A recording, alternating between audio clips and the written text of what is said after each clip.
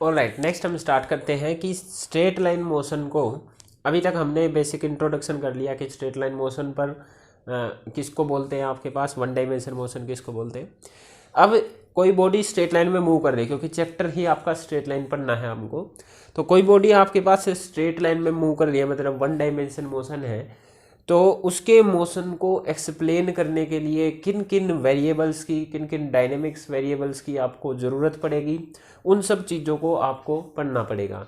Motion को explain कैसे करना है, जैसे आपकी बॉडी कितनी स्पीड से चल रही है, कितना टाइम ले रही है किसी डिस्टेंस को कवर करने के लिए, कितनी रेट से उसकी स्पीड बढ़ रही है, घट रही है, ठीक है। इस तरीके के क्वेश्चंस का आंसर देने के लिए, है ना, इस तरीके के क्वेश्चंस का आंसर देने के लिए आपके पास जिन जिन चीज़ों की रिक्वायरमेंट है वे वेरिएबल्स को आज हम पढ़ने जा रहे हैं, ठीक है। तो स्टार्ट कर रहे हैं। उससे पहले, स्टार्ट करने से पहले एक ज़रा सा छोटा सा टॉपिक आपका 9th क्लास से ही है, मतलब टॉपिक पे आ नहीं रहे, उसको डिटेल में 11th क्लास में हम करेंगे। हमने फर्स्ट यूनिट में फिजिकल क्वांटिटीज़ को पढ़ा था कि फिजिकल क्वांटिटीज़ वे क्वांटिटीज़ हैं जिनकी मेजरमेंट करते हैं हम किसी भी फिजिकल फिनोमेना को एक्सप्लेन करने के लिए, जिनकी मेजरमेंट ज़रूरी होती है आपके पास, है ना। जैसे मास, लेंथ, टाइम, सब फिजिकल क्वांटिटी है। Force, acceleration, displacement, velocity, speed, pressure, सब फिजिकल क्वांटिटीज़ है। तो ये फिजिकल क्वांटिटीज़ को जनरली आपके पास स्केलर और वेक्टर्स में डिवाइड किया गया, और एक और क्वांटिटी होती है एक्चुअली में आपके पास टेंसर, पर उसकी बात नहीं कर रहे अभी हम, ठीक है। और यहाँ पर मैं स्केलर वेक्टर भी इतना ज़्यादा डिटेल में आपको नहीं बता रहा हूँ, क्योंकि ये स्केलर वेक्टर आपके पास, वेक्टर को एक्चुअली में, स्केलर तो आप बचपन से ही जानते हैं, स्केलर ही पढ़ते आ रहे हैं। वेक्टर्स को इतना ज़्यादा डिटेल में यहाँ पे नहीं बताऊंगा, क्योंकि आपके पास 4th चैप्टर में वेक्टर्स एकदम बिल्कुल डिटेल में है, कम से कम 8-9 लेक्चर वो लेगा हमारे पास, तो वहाँ पर ही पूरा डिटेल में करेंगे। यहाँ पे मैं जस्ट आपको उतना ही इंट्रो दे रहा हूँ जितना आपने 9th क्लास में पढ़ा है, ठीक है, क्योंकि जितना ही यूज है अभी स्ट्रेट लाइन में इसका। तो स्केलर क्वांटिटीज़ आप सभी जानते हैं कि वे क्वांटिटीज़ जिनके पास मैग्नीट्यूड होता है, वे क्वांटिटीज़ जिनके पास खाली मैग्नीट्यूड रहता है, ठीक है, और एक यूनिट भी रहती है। मैग्नीट्यूड है और यूनिट है, तो इनको आप स्केलर क्वांटिटी बोलते हैं, ठीक है। यूनिट की जरूरत नहीं है, वैसे ही आपके पास मैग्नीट्यूड हो खाली, तो ये आपके पास स्केलर क्वांटिटी है, ओके। वेक्टर क्वांटिटीज़ आपके पास वे क्वांटिटीज़ हैं जिनके पास मैग्नीट्यूड भी हो, जिनके पास डायरेक्शन भी हो, और जो वेक्टर के कुछ लॉज होते हैं उनको भी ओबे करती हो, तो वेक्टर्स लॉज को ओबे भी करें, तो वेक्टर्स लॉज वगैरह सब पढ़ेंगे वेक्टर के अंदर जाके, तो उनको बोलते हैं वेक्टर क्वांटिटी, ठीक है। और है दोबारा से कुछ भी आपको कैलकुलेशन वगैरह कुछ करनी होती है, तो आपको जरूरत पड़ती है कुछ फिजिकल क्वांटिटीज़ में आपको डायरेक्शन की सेंस देने की जरूरत ही नहीं पड़ती, बिना डायरेक्शन बताए काम चल जाता है, ठीक है। और कुछ फिजिकल क्वांटिटीज ऐसी होती है जिसमें जब तक आप डायरेक्शन नहीं बताते तब तक उसकी कंप्लीट इन्फॉर्मेशन आपके पास नहीं रहती, तो बिना डायरेक्शन बताए जिनमें काम चल जाता है मैग्नीट्यूड से, तो उनको तो बोलते हैं स्केलर क्वांटिटी। और जहाँ पर बिना डायरेक्शन बताए काम नहीं चल रहा है, डायरेक्शन की सेंस देनी जरूरी है, वहाँ पर आपके पास उन क्वांटिटीज़ को बोलते हैं वेक्टर क्वांटिटी। और आपको बता दूँ कि इनको डिटेल में बाद में पढ़ने वाले हम, तो और ज़्यादा डिटेल में मैं नहीं जा रहा। एग्जाम्पल मैं ले लेता हूँ, जैसे कि मास, जैसे आप 1 किलो चीनी लेने जाते हो, तो कभी दुकान पे जाके ये नहीं बोलते कि भाई थैली के अंदर 1 किलो इधर डाल दो, पाइया इधर डाल दो, ठीक है, आधा ग्राम इधर डाल दो, ऐसा कुछ नहीं बताते ना आप, डायरेक्शन मैटर नहीं करती है। तो आप डायरेक्ट चीनी को ले जाओ, वेटिंग मशीन पे रखो, तो वो आपके पास डायरेक्ट बता देती है 1 किलो है, तो मास मेजर कर दिया, है ना, मेजर कर दिया ना मास आपने। तो ऐसा थोड़ी ना होगा वेटिंग मशीन पे थोड़ा इधर रख दो, इधर रख दो, इधर रख दो, तो अलग अलग आएगा, डायरेक्शन का वहाँ पे कोई फ़र्क नहीं पड़ रहा है आपके पास, है ना। तो मास जो है उतना ही मेजर हो रहा है, अगर आपके पास पूरी थैली कहीं पर रखी रहे वेटिंग मशीन पे, उतना ही वजन आएगा, क्योंकि उससे ये मैटर नहीं करता कि कहाँ कितना है, किधर कितना है, ये मैटर नहीं कर रहा है, डायरेक्शन मैटर नहीं कर रही है आपके पास। तो मास आपके पास एक स्केलर क्वांटिटी है। तो और भी आपके पास कुछ एग्जांपल है, जैसे आपके पास डिस्टेंस एक स्केलर क्वांटिटी है जिसको हम पढ़ने जा रहे हैं, और एक स्पीड एक फिजिकल ऐसी ही क्वांटिटी है, टाइम आपके पास ऐसी ही क्वांटिटी है, ठीक है। और बहुत सारी आपके पास ऐसे है, जैसे आपके पास एरिया तो नहीं लेते, जैसे वॉल्यूम आपके पास ऐसी फिजिकल क्वांटिटी है, डेंसिटी आपके पास ऐसी फिजिकल क्वांटिटी है, प्रेशर आपके पास ऐसी ही फिजिकल क्वांटिटी है, एनर्जी भी इवन आपके पास स्केलर ही क्वांटिटी है। तो ये सारी कुछ फिजिकल क्वांटिटीज़ है। करंट तो चलो बाद में डिस्कस करेंगे।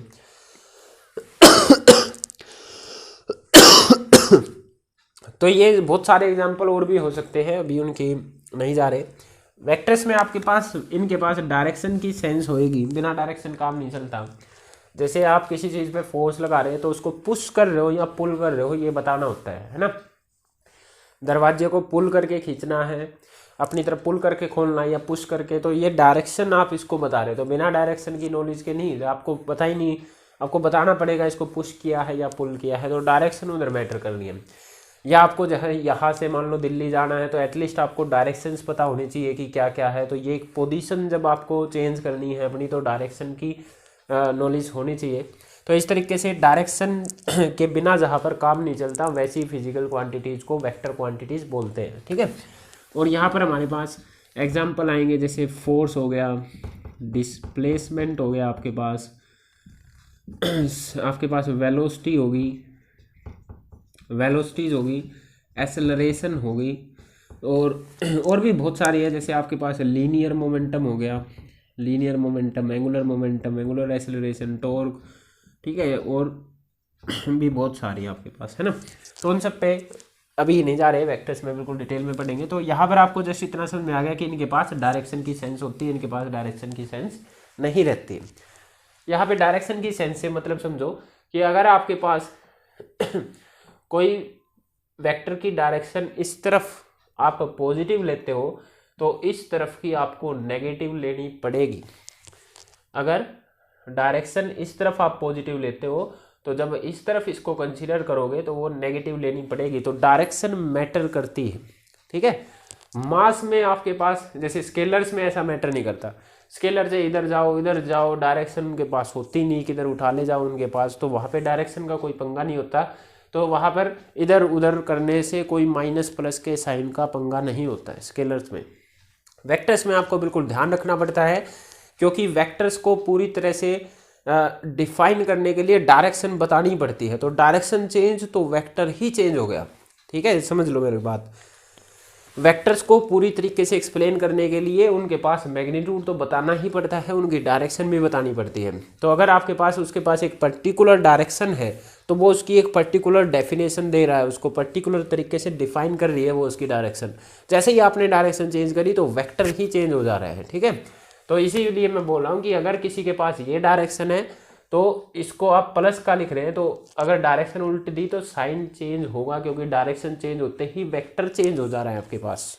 बात समझ में आई? तो डायरेक्शन मैटर करेगी आपके पास, डायरेक्शन चेंज तो वेक्टर चेंज, क्योंकि वेक्टर को एक्सप्लेन करने के लिए डायरेक्शन की जरूरत पड़ रही है। तो अभी मैं इतना ही बता रहा हूँ, बिल्कुल वेक्टर्स को बिल्कुल डिटेल में करेंगे नेक्स्ट चैप्टर में, वहाँ पर आ जाएगा। अभी इतने से काम आपके पास चल जाएगा। ठीक है। तो टेंसर क्वांटिटीज़ भी एक बार देख लेंगे। वहाँ पर ये कुछ ऐसे वेक्टर हैं जिनकी डायरेक्शन तो होती है, मतलब ऐसी फिजिकल क्वांटिटीज़ है जिनके पास डायरेक्शन तो होती है पर स्पेसिफिक, मतलब एक पर्टिकुलर डायरेक्शन नहीं होती। ठीक है, स्पेसिफाई नहीं होती डायरेक्शन, इनमें वेक्टर्स लॉज भी नहीं होते आपके पास। तो उस पर बाद में बात करेंगे आपके पास। ठीक है। अब हम मोशन इन स्ट्रेट लाइन को एक्सप्लेन करने के लिए जिन जिन वेरिएबल्स की जरूरत है वहाँ पर अब चल रहे हैं आपके पास। ठीक है। तो सबसे पहले इसमें हम पढ़ने जा रहे हैं पाथ लेंथ। पाथ लेंथ तो क्या बोल रहे हैं हम, इसको डिस्टेंस बोलते हैं। ठीक है। सबसे पहले पढ़ने जा रहे हैं डिस्टेंस। डिस्टेंस क्या रहता है आपके पास, कोई भी दो पॉइंट्स है।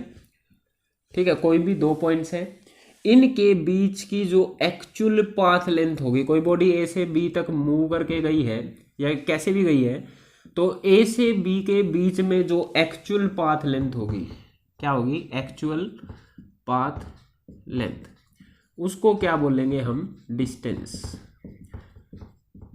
ठीक है। It is the actual separation between two points. ठीक है, या actually path length between the two points, उसको क्या बोलेंगे आप, डिस्टेंस। ठीक है। तो अगर मैं ए से बी तक अगर एक रोड ऐसे बनाता हूँ तो ये हो जाएगा डिस्टेंस। अगर इस टाइम पे ये रोड बना देता हूँ तो ये डिस्टेंस हो गया।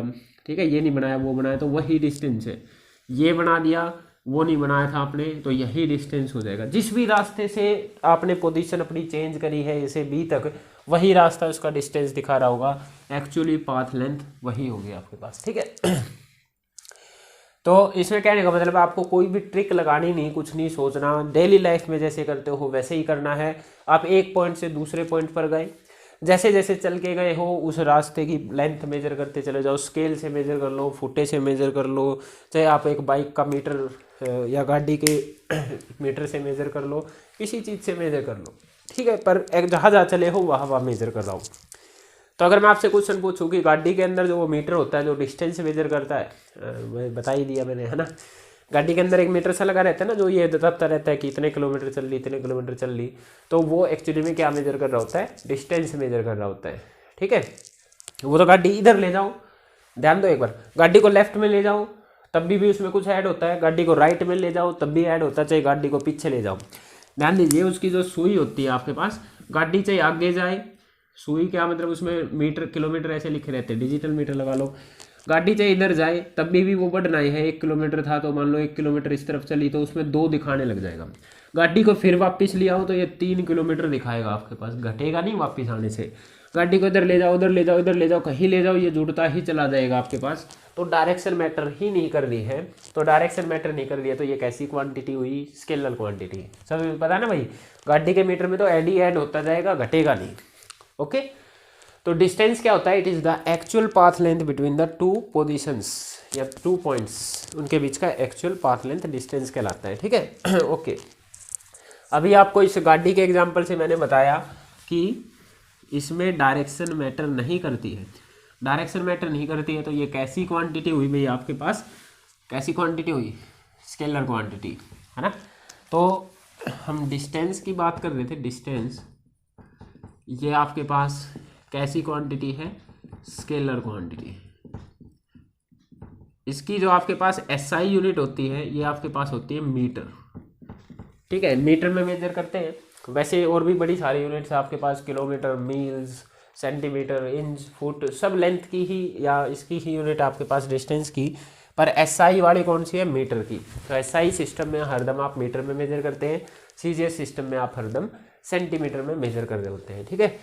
ऑलराइट, ये जो है आपके पास, ये हरदम, ये आपके पास हरदम for a moving body, for a moving body, एक बॉडी मूव कर रही है, for a moving body it is always positive, it is always positive, ये हरदम आपके पास पॉजिटिव रहती है, कभी नेगेटिव नहीं होएगी, जीरो भी नहीं होएगी, and never be zero, never be zero और नेगेटिव, और नेगेटिव कभी भी जीरो और नेगेटिव नहीं होगी, किसके लिए, मूविंग बॉडी के लिए बात कर रहा हूँ, ठीक है। ओके, कैसे नेगेटिव नहीं होगी, अभी गाड़ी का एग्जांपल दिया, गाड़ी का मीटर चेक करो, गाड़ी आगे ले जाओ, पीछे ले जाओ, इधर ले जाओ, इधर ले जाओ, अगर मूव कर रही है तो वो हरदम ही आपके पास किलोमीटर ऐड होते जाते तो बढ़ता ही जाता है आपके पास, है ना। तो नेगेटिव तो हो नहीं सकती, सवाल ही नहीं उठ रहा, किधर भी ले जाओ नेगेटिव हो ही नहीं रही है आपके पास। जीरो क्यों नहीं हो रही, क्योंकि बॉडी मूव कर रही है तो कुछ तो डिस्टेंस, कुछ तो पाथ लेंथ कवर करेगी, कुछ पाथ लेंथ कवर करेगी, तो that will be, path length cover करेगी तो वो तो जुड़ेगा ही आपके पास, जीरो तो हो नहीं सकता, ठीक है। जीरो हो सकता है कब, जीरो ओनली तब होगा जब आपके पास बॉडी चली ही नहीं, बॉडी आपके पास रेस्ट पर है, ठीक है, बॉडी अपनी पोजीशन ही चेंज नहीं कर रही है, बॉडी रेस्ट पर है, तो आप क्या बोलेंगे, उस टाइम पर उसने डिस्टेंस ट्रेवल जीरो है, अदरवाइज मूविंग बॉडी के लिए डिस्टेंस जीरो नहीं होता, ठीक है। और ये आपके पास हरदम पॉजिटिव होता है, ऐड होता चला जाता है, ऐड होता चला जाता है, ऐड होता चला जाता है, ठीक है। इस पर कुछ एग्जांपल देखेंगे, अभी उससे पहले एक बार डिस्प्लेसमेंट और डिस्कस कर ले, और फिर दोनों को इकट्ठा ले जाके मैं आपको डिस्कस कर दूंगा, ठीक है, क्या होता है दोनों का एक ही केस में डिस्कस कर लेंगे।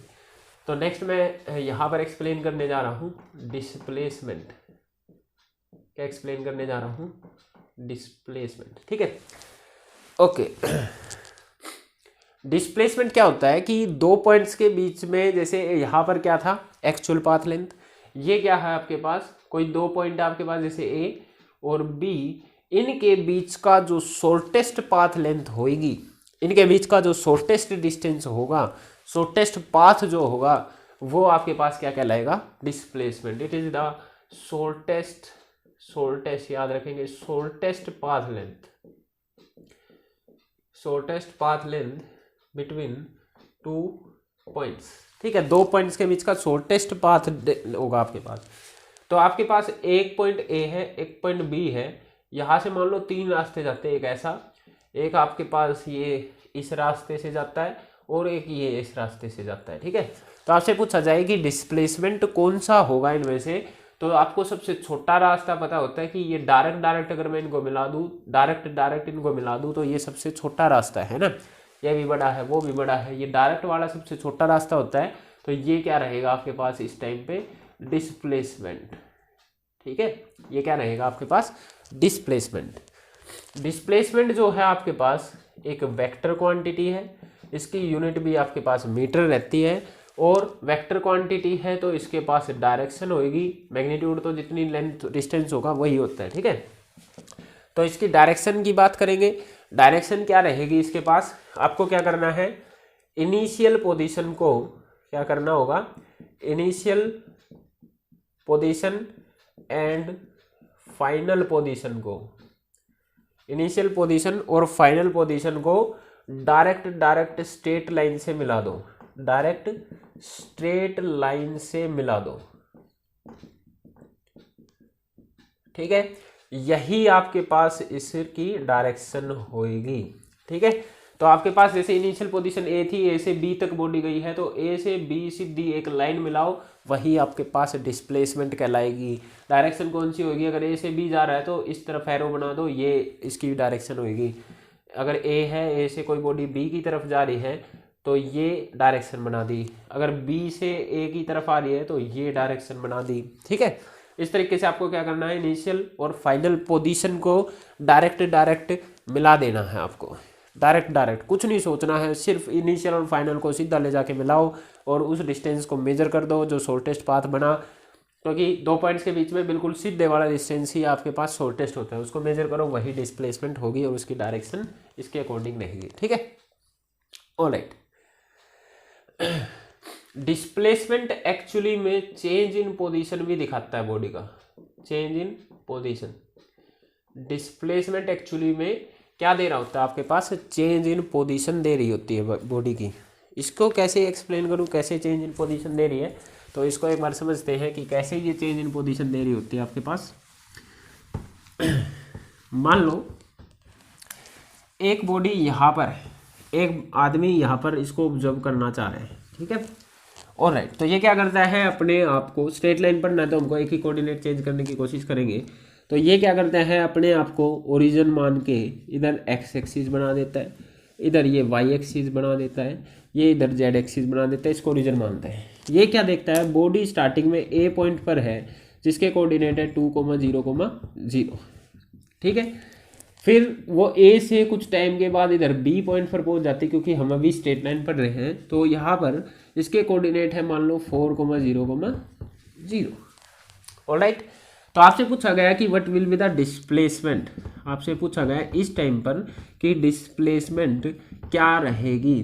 तो ये क्या बोलता है, अभी भी वहाँ पे पढ़ के आए, डिस्प्लेसमेंट बताने के लिए ये थी इसकी इनिशियल पोजीशन स्टार्टिंग में जहाँ पे था, ये थी इसकी फाइनल पोजीशन बाद में जिधर आया। इनिशियल और फाइनल पोजीशन को सीधे सीधे एक स्ट्रेट लाइन से मिलाओ, ये मिला दिया हमने, और एक एरो बना दो, क्योंकि ए से बी की तरफ गया तो ये एरो ये शो कर रहा है कि उस तरफ जा रहा है। ठीक है, मिला दिया। इस लेंथ को मेजर करो, तो यही आपके पास क्या होता है, शॉर्टर डिस्टेंस या फिर डिस्प्लेसमेंट। ठीक है, तो ये क्या दिखा रहा है एक्चुअली में, आपके पास चेंज इन पोजीशन तो दिखा रहा है। पहले आपके पास ये बता रहा है कि 2,0,0, फिर आपके पास 4,0,0, तो ये एक्चुअली में डिस्प्लेसमेंट आपके पास पोजीशन का चेंज आपके पास दिखा रहा होता है कि कितनी पोजीशन का चेंज हुआ है आपके पास। ठीक है, पहले ए पे था, फिर बी पे चला गया, तो एक वेक्टर जो कि पोजीशन ए से बी तक आपने दिखाया है, तो ये आपके पास पोजीशन का चेंज दिखा रहा है कि ए से बी इतना चेंज हो गया। तो change in position is also shows by displacement vector. तो डिस्प्लेसमेंट एक तरीके से डिस्प्लेसमेंट को चेंज इन पोजीशन भी बोलते हैं। ठीक है, और इसको निकाला कैसे जाता है, इसका डिस्प्लेसमेंट है तो इसके पास क्या रहेगा, इसके पास मैग्नीट्यूड भी रहेगा, इसके पास डायरेक्शन भी रहेगी, दोनों चीज़ें रहेंगी इसके पास, वेक्टर क्वांटिटीज के पास मैग्नीट्यूड भी रहता है, डायरेक्शन भी रहती है। मैग्नीट्यूड कैसे निकालेंगे? मैग्नीट्यूड निकालने के लिए आपको ए और बी के बीच का शॉर्टेस्ट डिस्टेंस चाहिए, डिस्टेंस चाहिए। तो आपको यहाँ से यहाँ तक का डिस्टेंस वैसे तो दिख ही रहा है, एक्स में यहाँ पे 2 था, यहाँ तक 4 चला गया, तो ये आपके पास डेफिनेटली 2 ही रहेगा। अगर ऐसे नहीं निकाल पा रहे तो आप मैथ्स में डिस्टेंस फॉर्मूला पढ़े हो। डिस्टेंस फॉर्मूला कैसे होता है? x2 माइनस x1 का square plus y2 minus y1 का square plus z2 minus z1 का स्केयर। ठीक है, ये आपके पास x1 y1 और z1 मान लो, इनको मान लो x2 y2 और z2 मान लो। घटाएंगे तो आपके पास अंडर रूट x2 कितना 4, x1 कितना 2, इसका स्केयर y1 y2 और ये z1 z2 तो सब 0 ही है। ये 4 में से 2 गए, 2 2 का स्केयर 4 अंडर रूट 4, आपके पास 2 आ गया। तो तो 2 ही गए आपके पास, है ना। तो इसका मैग्नीट्यूड कितना 2, डायरेक्शन कितनी पॉजिटिव एक्स एक्सिस, अभी इतना लिख लेते हैं पॉजिटिव एक्स एक्सिस। तो इस तरीके से डिस्प्लेसमेंट वेक्टर को आप शो करेंगे। तो डिस्प्लेसमेंट ने दिखाया क्या? चेंज इन पोजीशन दिखाई है जस्ट आपकी। ठीक है, तो डिस्प्लेसमेंट को क्या बोलते हैं? चेंज इन पोजीशन भी बोलते हैं। किसी बॉडी की चेंज इन पोजीशन बतानी हो तो आपको क्या बताना होता है? उसकी डिस्प्लेसमेंट वेक्टर बताना होता है आपके पास। ठीक है, ए से बी तक जाने में कितनी पोजीशन में चेंज आया तो क्या बताएंगे? ए से बी तक की डिस्प्लेसमेंट। बी से ए तक आने में कितना पोजीशन में चेंज आया तो क्या बताएंगे? बी से ए तक की डिस्प्लेसमेंट। ठीक है, तो डिस्प्लेसमेंट आपका चेंज इन पोजीशन भी बता रहे होते हैं। इसकी यूनिट क्या है? मीटर। ठीक है, अब देखते हैं आपके पास कुछ एग्जांपल करते हैं और वहाँ से मैं डिस्टेंस और डिस्प्लेसमेंट को कंपेयर करूँगा कि दोनों में क्या क्या फ़र्क रह सकते हैं। क्या डिस्प्लेसमेंट पॉजिटिव नेगेटिव भी हो सकती है, जीरो भी हो सकती है, ये सब चीज़ें देखने जा रहे हैं। ठीक है, ऑलराइट।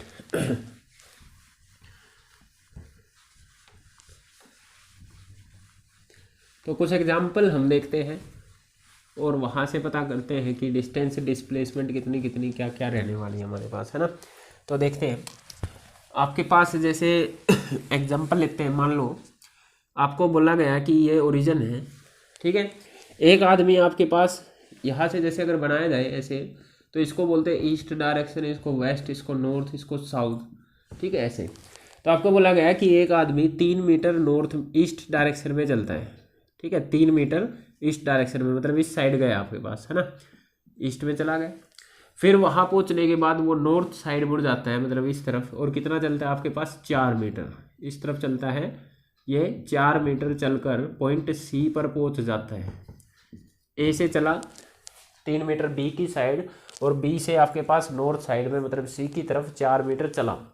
तो आपसे इस टाइम पे पूछा गया कि इसका डिस्टेंस कितना है, इसका डिस्प्लेसमेंट कितना है। ठीक है, डिस्टेंस क्या होता है? एक्चुअली जो वो चला है, एक्चुअली कितना चला है? ए पे था, ए से 3 मीटर इधर गया, फिर 4 मीटर इधर गया, तो ये हरदम जुड़ता है आपके पास। 3 और 4 आप बताएंगे कि ये 7 मीटर एक्चुअली पाथ चला है। अगर गाड़ी भी लेके जाते तो 3 मीटर सुई यहाँ दिखाती, 4 उधर दिखाती, तो आपके पास 7 मीटर वो शो करता आपके पास। ठीक है, ओके। नेक्स्ट, पता नहीं ओडोमीटर बोलते हैं उसको, क्या बोलते हैं, चलो। फिर आपके पास डिस्प्लेसमेंट पूछी गई, तो डिस्प्लेसमेंट अभी करके आए हम। डिस्प्लेसमेंट क्या होती है? आपके पास shortest path between initial and final position. इसकी डायरेक्शन कैसे निकालते हैं? इनिशियल को सीधा ले जाके फाइनल से मिला दो, कुछ नहीं सोचना।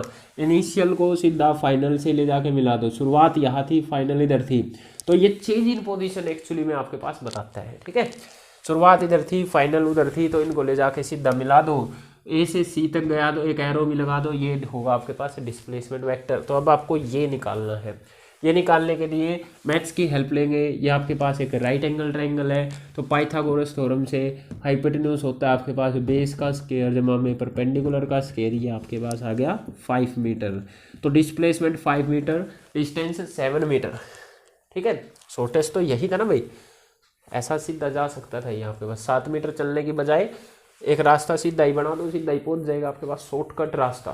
ठीक है, यहां से क्या ऑब्जर्व किया आपने कि जो डिस्प्लेसमेंट है वो लेस आई डिस्टेंस से, ये चीज हमने एक ऑब्जर्व करी अभी तक। भाई डिस्टेंस तो 7 आया, डिस्प्लेसमेंट आई आपके पास 5, ये चीज ऑब्जर्व करी हमने, है ना। चलो और एग्जाम्पल देखते हैं, और एग्जाम्पल देखते हैं। और एग्जाम्पल में जैसे आपके पास मान लेते हैं एक बॉडी यहाँ पर ए पर थी, ये आपके पास बी तक जाती है, ठीक है, और ये डिस्टेंस है मान लो आपके पास 5 मीटर। एग्जाम्पल सेकंड लेते हैं, आपसे पूछा गया what is distance and displacement, A से बी तक गई है, तो ए से बी तक गई है ना, तो ए से बी एक्चुअली पाथ 5 ही मीटर चला है, तो आप बोलेंगे डिस्टेंस है 5 मीटर। आपसे पूछा गया व्हाट इज डिस्प्लेसमेंट, तो आप बोलते हैं कि इनिशियल ये है, फाइनल ये है, यहाँ से लास्ट में ले जाके सीधी सीधी लाइन मिलाई, वो लाइन भी यही है, इसको मेजर करेंगे तो ये भी तो 5 ही आना है, ये भी वही लाइन है, वो भी वही लाइन थी, तो आना कितना है 5 मीटर। तो इस टाइम पे आपने क्या ऑब्जर्व करा, डिस्टेंस और डिस्प्लेसमेंट बराबर भी हो सकती है। डिस्टेंस पिछली बार में छोटा था तो छोटे के लिए ये साइन लगा, बराबर हो सकती है उसके लिए ये साइन लगा, क्या बड़ा हो सकता है ये चीज़ और ऑब्जर्व करने की कोशिश करेंगे हम, ठीक है। ओके, एग्जाम्पल थर्ड हम लेते हैं। इसी एग्जाम्पल को ये क्या करता है, पहले ए से बी तक जाता है 5 मीटर, ए से बी तक जाता है 5 मीटर, फिर ये क्या करता है बी से एक पॉइंट सी तक आता है जो कि आपके पास है 2 मीटर, टोटल 5 है, ये 2 मीटर इधर आता है। आपसे पूछा गया डिस्टेंस से कितना, आपसे पूछा गया डिस्टेंस से कितना, डिस्टेंस क्या है, गाड़ी ने जो एक्चुअली पाथ ट्रेवल किया, आपने जो एक्चुअली चले हो आप क्या बोलेंगे 5 मीटर इधर गए 2 मीटर वापस आए, 5 मीटर इधर गए 2 मीटर वापस आए, तो टोटल तो आप बोलेंगे ना कि मैं तो भाई 5 और 2 चल के आया हूँ, 7 मीटर चला हूँ मैं, तो ऐसा बोलेंगे। आपसे पूछा गया व्हाट इज डिस्प्लेसमेंट, तो डिस्प्लेसमेंट बोलता है मेरे को एक्चुअल से मतलब नहीं है, मेरे को शॉर्टेस्ट डिस्टेंस, मेरे को चेंज इन पोजीशन बतानी है भाई। उसकी चेंज इन पोजीशन कैसे बताते हैं, इनिशियल पोजीशन और फाइनल पोजीशन देखो और एक वेक्टर ड्रॉ कर दो। ये क्या बोलता है, इनिशियली तो ए पे था, फाइनली बेशक ये बी पे जाके आया पर लास्ट में तो सी पर पहुंचा है, तो फाइनल पोजीशन सी है। चेंज इन पोजीशन तो ए और सी से निकलेगी, बी से थोड़ी ना, बी तो कहीं बीच में आया था, ठीक है।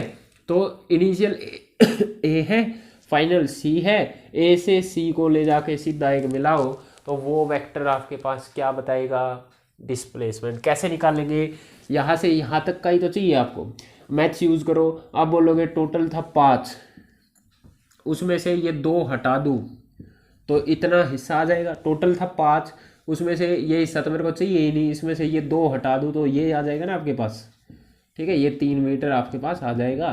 तो डिस्प्लेसमेंट बनी 3, डिस्टेंस बना 7, तो अभी भी छोटा ही है, ठीक है। एक और एग्जांपल लेते हैं, एग्जांपल नंबर 4।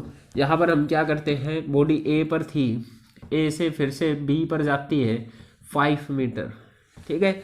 बी से क्या करता है, ये आपके पास वापस ए पर आ जाता है, बी से क्या करता है वापस ए आ जाता है, ए पर आ जाता है, पहले 5 मीटर उधर गया फिर 5 मीटर इधर आया, फिर से आपको डिस्टेंस और डिस्प्लेसमेंट पूछा गया। तो आप क्या बोलते हैं कि जो डिस्टेंस है वो तो होगा जो एक्चुअली वो चला है, 5 मीटर उधर गया 5 मीटर इधर आया, सीधा सीधा जोड़ना है आपको, एक्चुअली तो वो 10 मीटर चला है।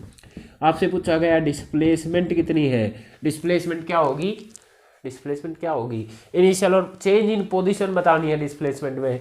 इनिशियल पोजीशन ए पर, फाइनल पोजीशन ए पर, क्या कुछ पोजीशन चेंज हुई, वो तो वही आ गया, वही पोजीशन में तो चेंज नहीं हुआ, तो आप बोलेंगे no change in position, no change in position. अगर पोजीशन में चेंज नहीं है तो डिस्प्लेसमेंट 0 है ना भाई, वही आ गया उसी पॉइंट पे, उसी पॉइंट का उसी पॉइंट से क्या डिस्टेंस होगा 0, ठीक है। तो डिस्प्लेसमेंट 0 भी हो सकती है मूविंग बॉडी के लिए, ध्यान देना, मूविंग बॉडी के लिए डिस्टेंस कभी 0 नहीं होता था, पर मूविंग बॉडी के लिए डिस्प्लेसमेंट कैन बी 0। तो डिस्प्लेसमेंट की प्रॉपर्टीज में आप ये लिखेंगे कि displacement can be 0 for moving body, can be मतलब can be 0 for moving body, एक मूविंग बॉडी के लिए डिस्प्लेसमेंट 0 हो सकती है। कंडीशन क्या है, वो घूम फिर के उसी पोजीशन पर आ जाए, ठीक है। If initial and final position is same, if initial and final position is same, अगर बॉडी की इनिशियल और फाइनल पोजीशन सेम है तो मूविंग बॉडी के लिए भी आपके पास डिस्प्लेसमेंट कवर 0 हो सकती है, क्योंकि पोजीशन में चेंज नहीं हो रहा होगा। एक और एग्जांपल लेते हैं, ठीक है, एक और एग्जांपल लेते हैं। अभी मैं सब स्ट्रेट लाइन के ही दिखा रहा था आपको, ठीक है, अभी एक और स्ट्रेट लाइन का ही ले लेते हैं। आपके पास ए है, ए से फिर बी पर जाती है जो कि आपके पास 5 मीटर है, और ये इधर जाने के बाद बी पर पहुंचने के बाद वापस आपके पास आती है और यहाँ पर एक पॉइंट सी है जो कि इस ए से पड़ता है आपके पास 7 मीटर के डिस्टेंस पर। ए से पड़ता है आपके पास 7 मीटर के डिस्टेंस पे, यहाँ पे आके रुकता है। पहले ए पर था, इनिशियली यहाँ पे था, यहाँ से बी पर जाता है 5 मीटर दूर और फिर वापस सी पर आता है 7 मीटर दूर। तो आपसे पूछा गया what is distance, what is displacement. कुछ बच्चे बोलेंगे 9th क्लास का ही कराने लग गए सर अभी चलो, कुछ बच्चे बोलेंगे 9th क्लास का ही कराने लग गए। तो ये अभी बेस है आपके पास, है ना, तो थोड़ा सा हाई लेवल पे लेके जाएंगे इनको बाद में। हाई लेवल तो क्या है बताया था आपको स्टार्टिंग में ही, लगभग वैसा ही है जैसा आपका 9th क्लास में रहता था। ओके, फिर भी इन चीज़ों को पता होना चाहिए, आगे आगे ये चीज़ें इंक्रीज होती जाएंगी तो आपके पास बेसिक अगर आपके पास क्लियर है तो सब कुछ हो जाएगा। ठीक है, ऑलराइट। डिस्टेंस पूछते हैं तो ये तो एक्चुअली पाथ है कवर। ए से चला 5 मीटर इधर, वापिस आया ए तक तो आया ये वापिस 5 मीटर, वो 5 मीटर उधर गया, 5 मीटर इधर आया, तो 5 + 5, फिर 7 मीटर इधर भी गया है +7, सब जुड़ेगा। डिस्टेंस में सब जुड़ता है, गाड़ी के अंदर जो मीटर है हरदम प्लस जुड़ता ही चला जाता है, कभी घटता नहीं। तो 5 + 10 = 17 मीटर ये आपके पास हो गया। ठीक है, अब पूछते हैं डिस्प्लेसमेंट। अब ध्यान देना ठीक से, डिस्प्लेसमेंट आपसे पूछी गई तो इसको कई तरीके से निकाला जा सकता है। ठीक है, कई तरीके से निकाला जा सकता है और वो अंडरस्टैंडिंग के लिए सारे तरीके हम देखते हैं और ताकि आपको कंसेप्ट क्लियर हो सके। ठीक है, मेरा मेन मुद्दा वही है। तो निकालने के लिए आप बोलेंगे ए से बी तक गया, बी से वापस ए पे आया और फिर सी पर गया है, ए से बी पे गया फिर वापस आया फिर सी पे गया है। तो इसको एनालाइज करते हैं कि आपके पास इनिशियल पोजीशन थी ये, फाइनल पोजीशन तो सी हुई ना आपके पास। तो मेथड क्या था, ए से फाइनल पोजीशन सी तक एक वेक्टर ड्रॉ कर दो। ठीक है, और पोजीशन में चेंज दिखा दो। तो इसमें पोजीशन में चेंज दिखाना है, मतलब आपको ये मेजर करना है। तो डिस्प्लेसमेंट आप क्या बोलेंगे, मेरे को तो बस इतना चाहिए ये, और ए से ही बताया था मैंने आपको ये इधर 7 मीटर है, तो आप बोलेंगे डिस्प्लेसमेंट तो सिर्फ 7 मीटर है, पर अभी काम बना नहीं, ये आपने इसकी डायरेक्शन भी दिखानी पड़ेगी क्योंकि वेक्टर क्वांटिटी है। तो मान के चलते हैं कि मैं इसको एक आदमी इधर कंसिडर करता हूँ। ठीक है भाई, किसी ने तो ऑब्जर्व किया होगा ना इस चीज़ को। तो एक आदमी इधर ऑब्जर्व करता है, अपने आप को ओरिजिन मान लेता है, वो देखता है कि पहले बॉडी 5 मीटर इधर जाती है, तो इसको एक्स एक्सिस मान लेते हैं, ये वाई एक्सिस की जरूरत नहीं पड़ रही। तो इधर सबको पता है एक्स एक्सिस नेगेटिव होता है, उधर पॉजिटिव इधर नेगेटिव, सबको पता है ना भाई एक्स एक्सिस का। तो ये क्या बोलता है 5 मीटर उधर गया, तो ये क्या बोलेगा एक्स की वैल्यू है 5,0,0। फिर ये वापस आता है यहाँ पर और फिर इधर जाता है, तो यहाँ पर ये बोलता है 7 मीटर, ओरिजिन से 7 मीटर इधर आया है, तो इसके कोऑर्डिनेट वो क्या बताएगा 7,0,0 नहीं लिखेगा, -7,0,0 लिखेगा। मैथ्स में आप पढ़ के आए हैं। ठीक है, मैथ्स में आप पढ़ के आए हैं कि भाई लेफ्ट के डिस्टेंस नेगेटिव, राइट के डिस्टेंस पॉजिटिव। ठीक है, क्योंकि यहाँ पे डायरेक्शन मैटर करती है। तो अब आपको क्या डिस्टेंस है, ये डिस्टेंस ही है, तो क्या इसको ये -7 नहीं बताएगा। चेंज इन पोजीशन कितनी 0, 0, 0 से यहाँ तक का -7 निकल के नहीं आएगा आपके पास। तो आंसर इसका क्या आएगा, डिस्प्लेसमेंट का 7 मीटर तो है पर नेगेटिव एक्स डायरेक्शन में, तो ये -7 मीटर लिखेगा इसका आंसर। ठीक है, क्यों, क्योंकि ये लेफ्ट में गया, पहले स्टार्टिंग में राइट में मूव कर रहा था, राइट वालों को आपने प्लस में लिया तो इसको आपने माइनस में लेना पड़ेगा। अब मैं इसको दूसरे मेथड से आपको शो कर रहा हूँ कि एक्चुअली में कैसे हमने इसको किया, देखते हैं। मैं पूरा शो कर देता हूँ आपके पास। ठीक है, कैसे, पहले ये गया यहाँ से 5 मीटर राइट साइड में, तो आप बोलेंगे पहले ये क्योंकि सीधा सीधा डिस्टेंस है तो इसको लिखा पहले +5 राइट में गया, फिर ये वापस आता है वहाँ से 5 मीटर लेफ्ट में, वापस आता है 5 मीटर लेफ्ट में, तो डायरेक्शन चेंज होगी। तो पहले राइट में जा रहा था, वो आपने प्लस का लिया, तो लेफ्ट वाला नेगेटिव का लेना है, तो इसको लिखेंगे आप -5। फिर ये यहाँ आने के बाद और जाता है लेफ्ट में 7 मीटर, और लेफ्ट के को क्या लिखेंगे आप -7, ये कैंसिल हो गया, तो आंसर आपके पास -7 मीटर बना। तो जरूरी नहीं कि ओरिजिन से लेफ्ट का इधर होएगा आपके पास, कहीं से भी लेफ्ट में चले, डायरेक्शन चेंज करते कहीं पर भी। ये तो मैथ्स की लैंग्वेज है आपके पास, ओरिजिन से राइट पॉजिटिव, ओरिजिन से लेफ्ट नेगेटिव, ऐसा नहीं है। हर बार ये जरूरी नहीं है आपके पास कि ओरिजिन से देखा जाए, यहाँ पर ये उस तरफ जा रहा था, तो उस तरफ चलने की बजाय अगर ये इधर चल पड़ता है तो डायरेक्शन चेंज होगी। इस तरफ नेगेटिव एक्स एक्सिस की साइड इसकी डायरेक्शन होगी, तो आपको नेगेटिव लेना है इसका, उस साइड पॉजिटिव। तो कहीं किसी भी टाइम पे ये इस तरफ चल पड़े, कहीं पर भी इस तरफ चल पड़े, वो नेगेटिव का लेना आपने। तो इसको ऐसे करके भी लिख सकते थे, या डायरेक्ट आप इनिशियल और फाइनल को कंसिडर करके भी लिख सकते थे, कोई फर्क नहीं पड़ रहा। आंसर सेम आने वाला है -7। तो डायरेक्शन उल्टी तो डायरेक्शन पलटी तो साइन भी चेंज होएगा आपके पास, ठीक है। अब ध्यान दीजिए, यहाँ पे डिस्प्लेसमेंट नेगेटिव निकल आई। डिस्प्लेसमेंट आपके पास can be negative, displacement can be negative, can be zero, can be negative, positive तो थी आपके पास, ठीक है। तो ये सारे केस निकल के आए। कोई भी ऐसा केस निकल के नहीं आएगा जिसमें आपके पास डिस्प्लेसमेंट डिस्टेंस से बड़ी हो सके, ठीक है। बड़ी कभी नहीं होती, बराबर हो सकती है। बराबर होने की कंडीशन क्या है, ये वाली जो हमने की थी, है ना, ये वाली नहीं, ये वाली। तो बराबर होने की कंडीशन क्या है, distance equal to displacement only when body is moving in straight line without changing its direction. Only when body, distance और डिस्प्लेसमेंट कब बराबर होंगे आपके पास, only when body is moving in straight line without changing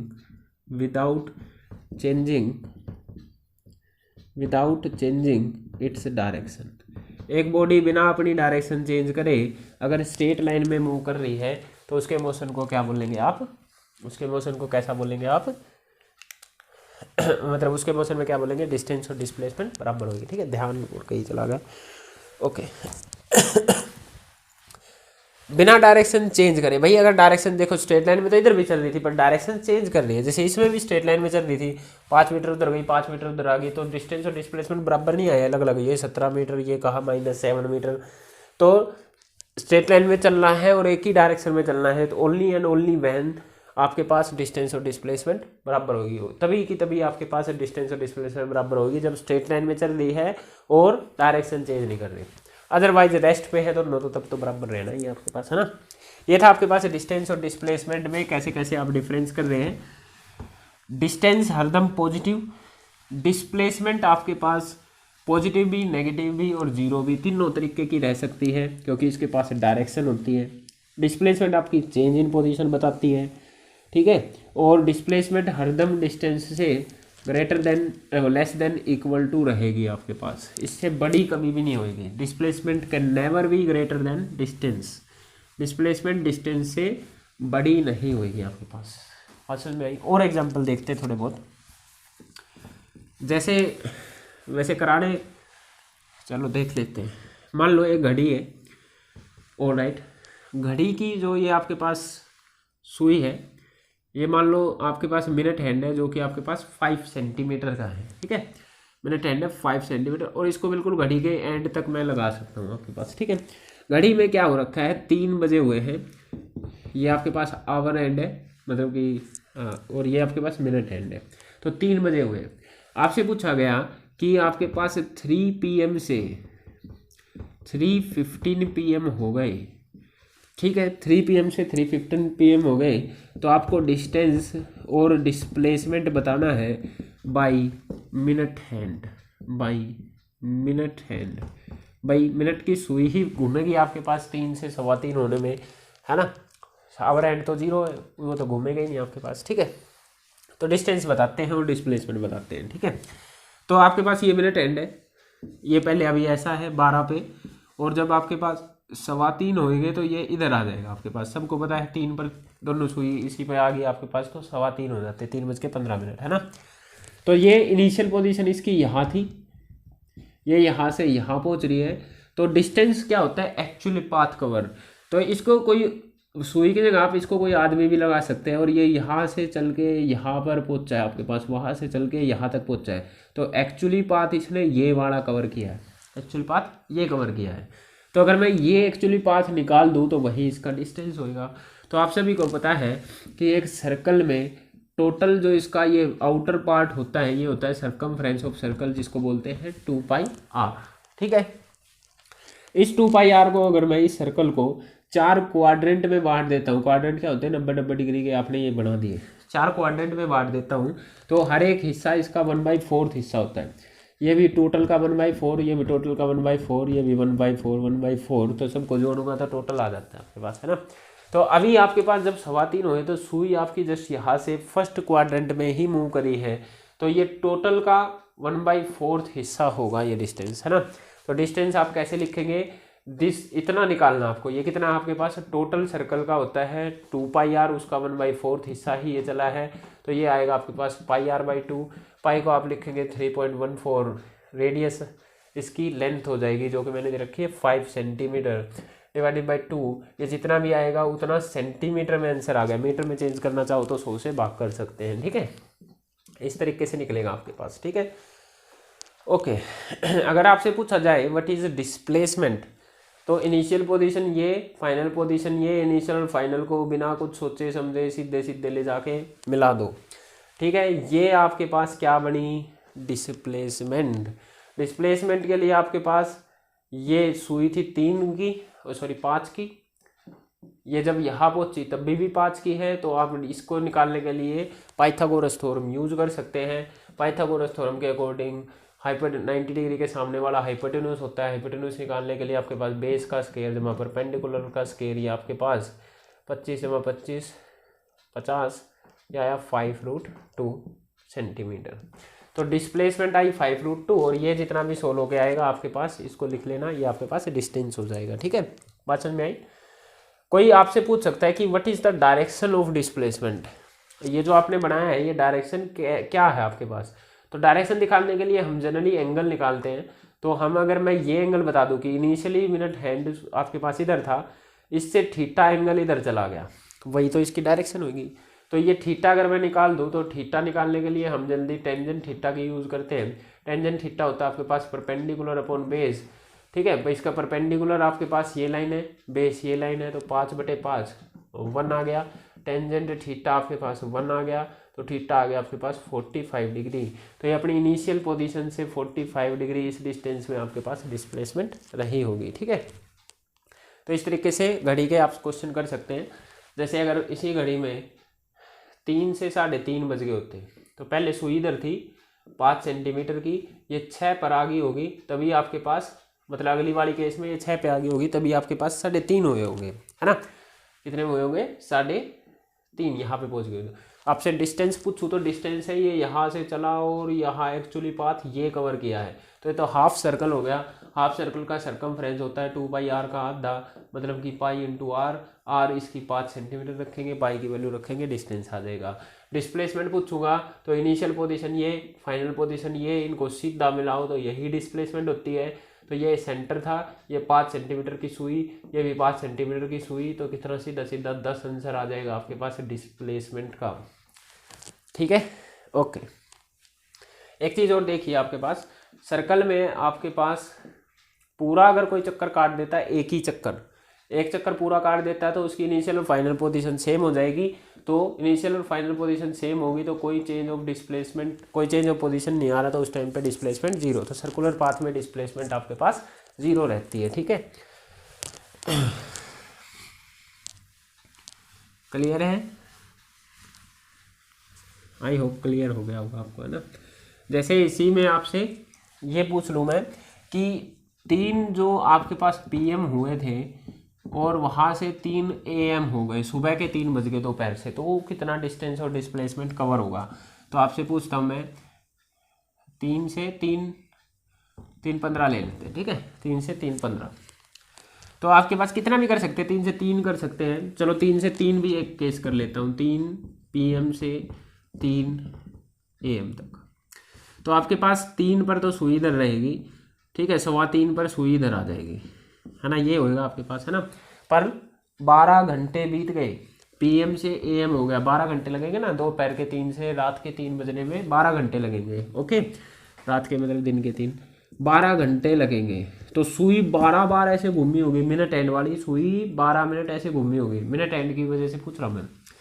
सुई अगर आपके पास 12 बार पूरे चक्कर काटती है, तो अगर मैं आपसे डिस्टेंस पूछता हूँ, 3.25 वाला कर रहा हूँ अभी मैं, फिर वो बना, अगर मैं आपसे डिस्टेंस पूछता हूँ तो इसने 12 चक्कर तो फुल काटे हैं, 12 चक्कर तो फुल काटे हैं।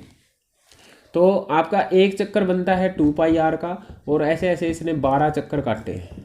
ठीक है, 12 चक्कर तो फुल, और फिर 3.25 हुए तो ये एक्स्ट्रा और रहा होगा इसका यहाँ से यहाँ तक का। और ये हम पिछले क्वेश्चन में कर चुके हैं, जब 3.25 से यहाँ इतनी दूरी पर जाता है तो यह आधा क्वाड्रेंट होता है आपके पास, जो कि होता है πr/2, 2πr का 1/4 हिस्सा। तो ये और जोड़ेंगे इसमें πr/2। तो ये तो आपके पास टोटल डिस्टेंस ट्रैवल हुआ जब 12 घंटे बीत गए, मतलब दोपहर के 3 से 3.25 हो गए। देख दोपहर के 3 से शाम के 3 बजे तक 12 चक्कर काटते होंगे, 12 घंटे बीत गए। तो उसके लिए तो मैंने ये लिख दिया।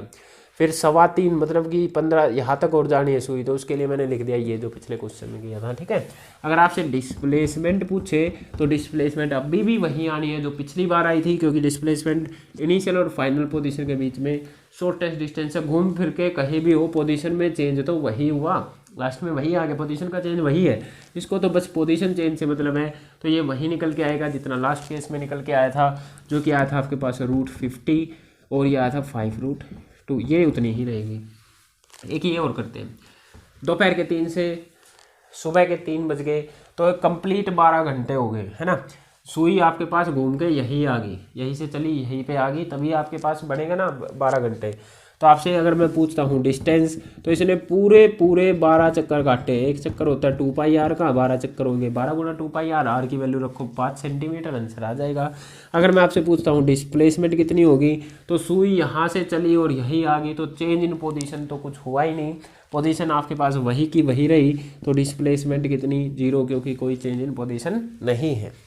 ठीक है, इसकी जगह आपको कुछ भी क्वेश्चन दे सकते हैं, जैसे एक गाय है आपके पास, एक खुट्टा एक पोल है, उससे 5 मीटर की रस्सी से बंधी हुई है और वो ऐसा घूम जाती है, तो डिस्टेंस बताओ, डिस्प्लेसमेंट बताओ, सब हो जाएगा ऐसे टाइप का, है ना। तो आई होप आपको डिस्टेंस और डिस्प्लेसमेंट का कुछ अंदाज़ा हो गया होगा, कैसे इसको नेगेटिव पॉजिटिव किस तरीके से इसको लेना है। ठीक है, शॉर्टेस्ट डिस्टेंस इस तरीके से।